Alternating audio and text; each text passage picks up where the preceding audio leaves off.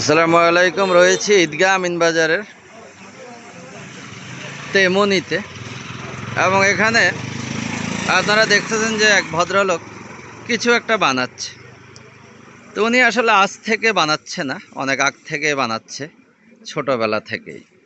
এবং ওনার এই ভাজা পড়ার দোকানটি দীর্ঘদিন থেকে ঈদগাহ আমিন বাজারে রয়েছে, এবং উনি কি কি আইটেম তৈরি করে সেটা একটু দেখানোর চেষ্টা করছি।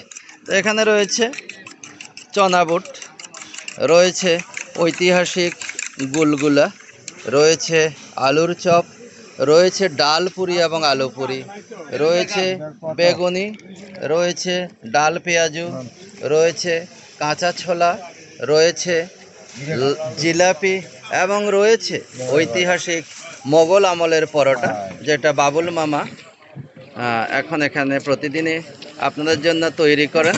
তো যদিও ভাজা পোড়া বা জাঙ্ক ফুডগুলো স্বাস্থ্যসম্মত নয়, তবে মাঝে মধ্যে মুখের রুচি পরিবর্তনের জন্য আপনারা উপভোগ করতে পারেন বাবুল মামার এই ঐতিহাসিক ভাজা পোড়া। এবং বাবুল মামাকে আপনারা স্ক্রিনে দেখতে পাচ্ছেন।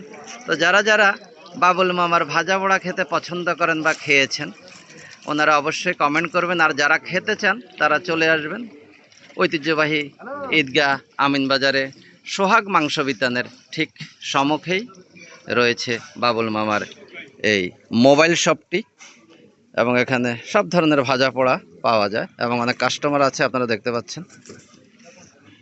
তো ভিডিওটি ভালো লাগলে অবশ্যই লাইক, কমেন্ট এবং শেয়ার করে দিবেন। ধন্যবাদ।